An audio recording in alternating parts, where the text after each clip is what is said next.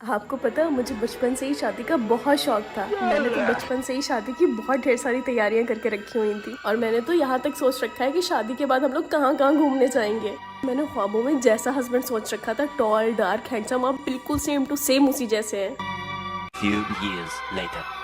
अरे बाबू आ गए आप। आपको पता आज हमारी शादी को पूरे 2 साल कंप्लीट हुए हैं। मैंने इन 2 सालों में आपके साथ इतना एंजॉय किया कि मैं क्या ही बताऊं आपको। आज अपनी एनिवर्सरी के मौके पे मैंने बहुत सारी शॉपिंग की है, साड़ी, सूट, मेकअप, और आपके लिए भी एक सरप्राइज प्लान किया है। पर अफसोस सिर्फ इसी चीज का है कि काश आप गूंगे ना होते तो आप भी बता पाते कि आपको मैं कैसी लगती हूँ। अरे बाबू, मैं गूंगा कहाँ हूँ? मैं बोल सकता हूँ।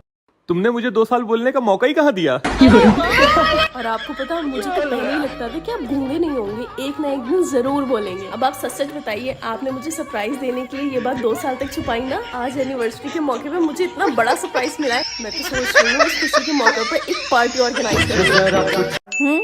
આપણા જીવનમાં સુખનો સૂરજ ચાણે ઉગશે? સુખનો સૂરજ ઉગાડો હોય ને તો સૂરજ ઉગે ને પેલા ઉઠી જવું જોઈએ અને સૂરજ હાથમાં ને ત્યાં સુધી કામ કરવું જોઈએ। આવી રીતે આમ બેઠા રહો ને પડ્યા રહો ને ઘરમાં તો સુખના સૂરજ ના ઉગે।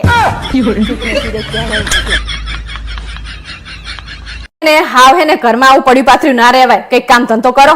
હું કંઈ જ કરવાનો નથી, આમ જ પડ્યો પાથરો રહેવાનો છે। જો તમારે આવી રીતે જ ઘરમાં પડ્યું પાથર્યું રહેવું હશે ને તો હેને કેપીવી કરવું પડશે। શું કેપીવી એટલે શું? કચરા પોતાનું વાસણ કઈ કરવું નહીં, પડ્યું જ રહેવું હે બેડમાં આખો દાડો।